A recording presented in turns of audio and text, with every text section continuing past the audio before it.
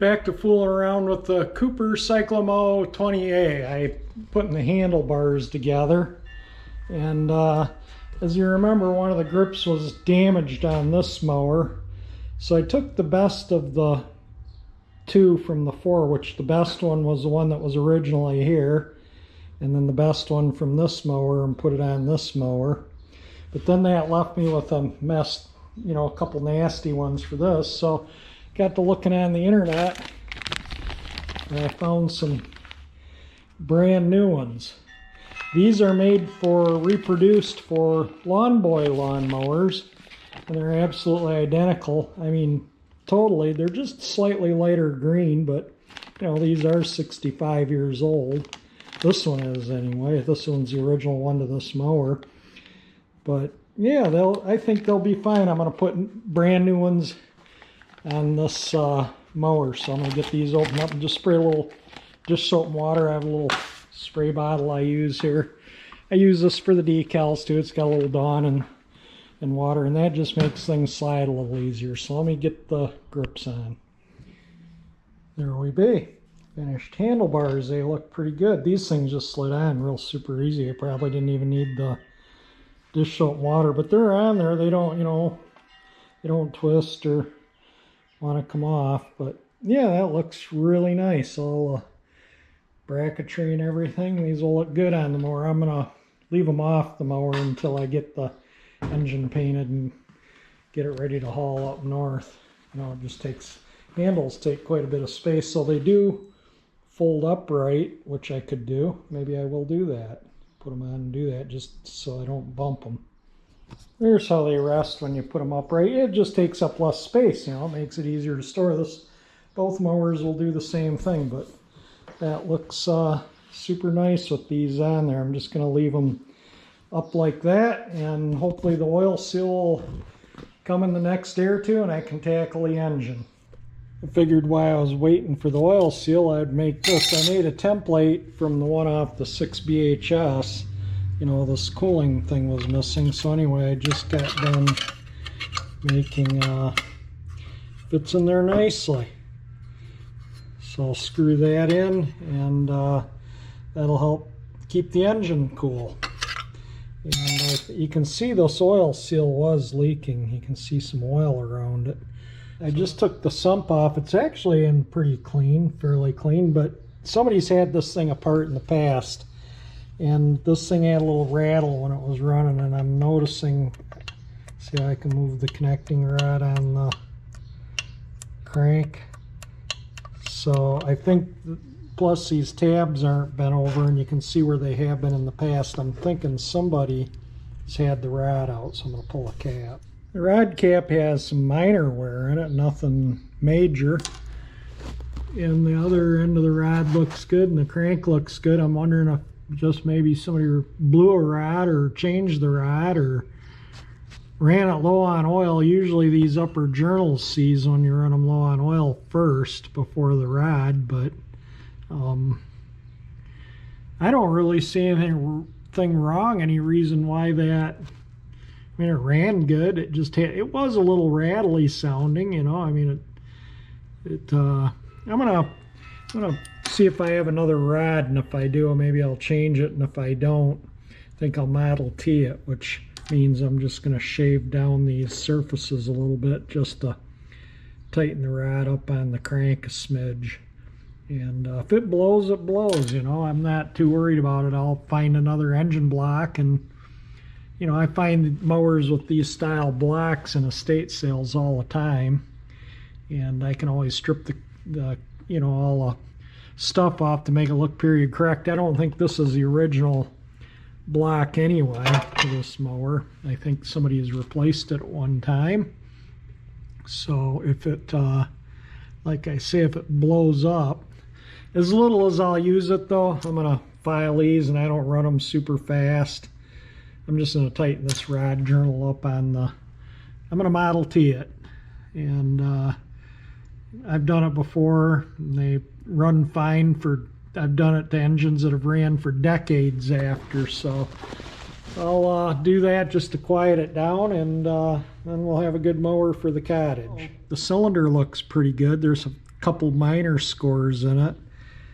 But my issue is the timing mark on the crankshaft is completely worn away. You know, this is where it rides that gear to give the thrust.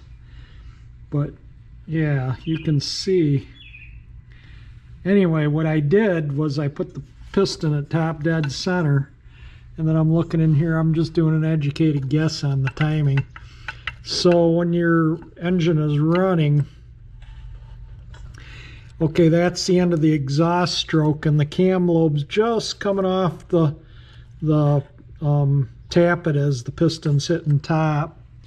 And it's just as it's starting to come around here to start bringing the piston down, the intake's opening. They both open momentarily at top dead center. The exhaust will still be closing as the intake's opening, but right there the intake's it's right on starting to open the intake. So that's the intake stroke, and the exhaust is ended there. So I'm assuming that that's I'm assuming that we'll put the engine together and crank it up before I paint it. I'll just put it together with the old gaskets and seals here, because if I have it a tooth or two or three off, it's not gonna run. We're gonna do our best to get this thing to work. If not, so be it. I just want to get it going so I can mow up north at the cottage with it. And if it lasts 10 years, it'll probably outlast how long we have the place up there. So, you know, like I said, it'll probably run 20-30 minutes twice a year. I didn't put gas in it. It is full of oil, and the blade is on it. And I'm just going to see if it runs. Make sure the timing's right. If the timing's right, we're good. I just don't want to have it all painted up and then have to take it all apart because the timing's not right.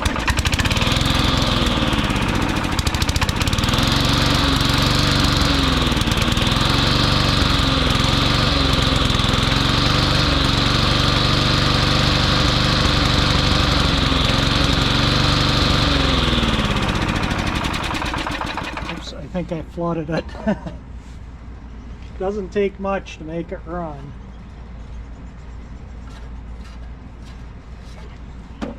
Must have got the timing right.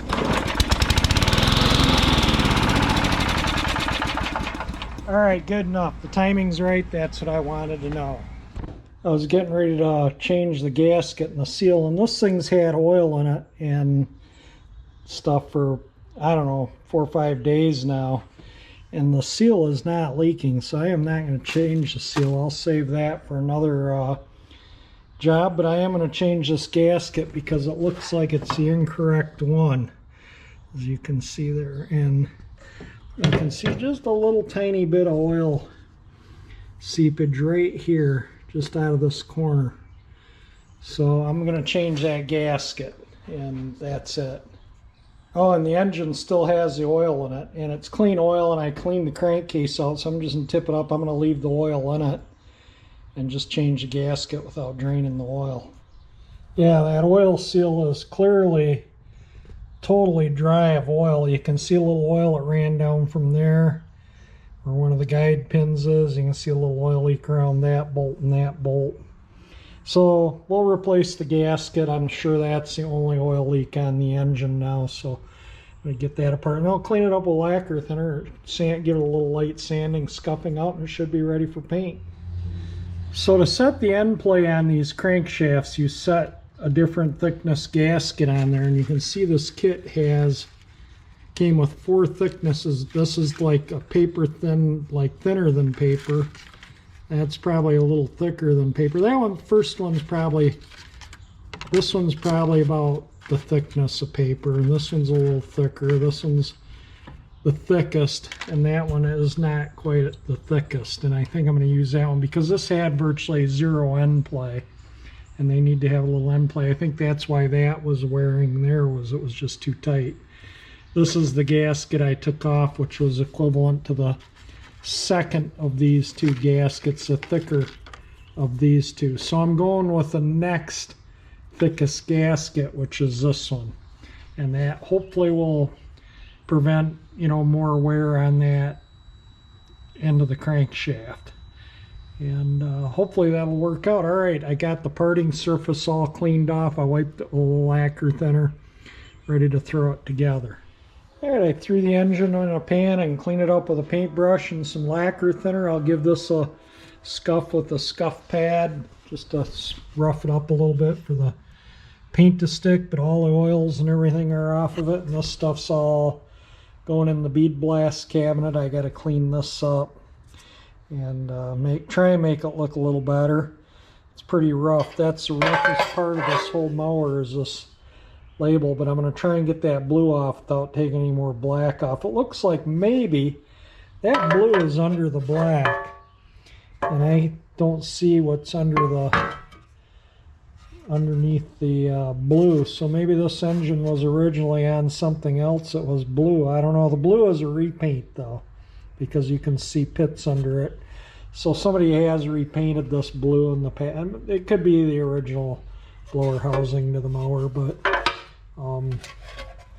this gas tank obviously came off something else. Maybe the original one leaked, and obviously I think it's been short blocked at one time. There was some 61 stamped in it. Maybe it's a 61, the short block, but it's getting there, getting ready for paint. Nicely bead blasted and ready for some primer. I'm not going to fix two little dents in it. It's just not worth it. One there and one there. I'm going to use it, and it's a lawnmower, and I'm just not worried about it. I had to weld up the blower housing. One of the holes there was kind of broken away. I might put a little filler around on that. I don't know. I'm not too worried about it. And where the gas tank bolts on there, that was broken away. So that's all hopefully fixed, and I'm getting closer to ready for paint. There are some pretty rowdy pits in there from surface rust, so I just put a film of Bondo on there with my finger. I'll sand that out with some 220 or 150 or something and prime it up, and it should be ready for paint. Now you can see from doing the sanding the little pits that are filled in the body filler. There's a little spot I got to add a little filler right there, and then that should pretty much will do the blower housing. I fixed that up. Oh, there's a few little grind marks right there I gotta fill, but yeah, it's looking like it's coming out okay. I decided to fix the dents. I don't know what this was. I don't know if I made video of this or not, but I decided to fix the dents in the gas tank because I was fixing all the dents and the pits and the blower housing, so I figured why not. So that's my third coat right in here of filler, second right in here. This is all one coat that's sanded out and pretty much all done, and I'm going to spray it with sandable, that gray sandable primer before I paint it. So hoping to get this paint ready by tomorrow so I can paint it yet this week. Let the paint dry a couple weeks and I can put the decals on and it'll be ready to mow. That's pretty much all ready for some filler primer just to give it a sand out, and I got the tank ready too, and that's what I'm using. There we go, the engine block is sanded and primed, and I'm going to put the blower housing on it to paint it. I'm going to leave the air cleaner and gas tank off. I'm just going to put the blower housing on finger tight, so I have to mask all this stuff up here, and that way this will get painted, that will get painted, which I need to prime. I guess I'll do that right now. But the flywheel's overspray usually is black overspray in there. I painted the other one silver because it was apart and it shows through as silver brightly, but I guess it should have the overspray. But anyway, there we go, primed up. Dents are fixed, sandable primer is sanded out. I put two coats. I had to sand the first coat. I sanded out, I could still see a mark, so I recoated it, sanded it out again. This came out pretty good. I'm not going to reprime it. If there's any little marks or imperfections in it still, it's just too bad. I think it's going to look fine. Like I say, it's just a, as I said a million times, it's a lawnmower, so it's going to get used. So I'm going to bolt this just loosely back on the engine, and I'm not going to worry about painting the inside. It was never painted before, so primer will do it fine. And then I'm going to mix up some paint, maybe spray it. Changed my mind. I'm going to paint it with the blower housing off. That way I can get the screen painted right to the edge. Then it'll just look a little better. And I'll paint the inside of the blower housing too then. Being a cooler day, it was a perfect day for painting. So I painted the blower housing. I don't know how well that shows up. I still got the tape on the thing, but I painted the inside of it too. So it's all nice. Gas tank.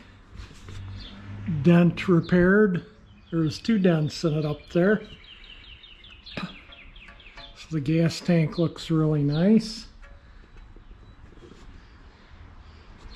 The engine block, which I haven't demasked yet, it's still kind of tacky. So I'll let it dry till tomorrow, and then I'll pull the tape off. Nothing's on it to where I got, you know, the tape might pull the paint. If I was taped right on the edge of the paint somewhere, I'd pull the tape off now. And little wing nut for the air cleaner, a little plate I made for the cooling, and the air cleaner. So everything is painted up for the engine, so I can get this thing together, get the decals on it, and use it. So I might upload this video, and then the final video will be of it assembled with the decals, and that'll be a couple weeks out because I want the paint to dry at least minimum of 2 weeks before I put the decals on. But we will get some videos of it totally finished up too. So if you like the video, definitely hit the like button. If you want to subscribe to my channel, hitting that 348 engine icon above will subscribe you. And thank you for watching my videos.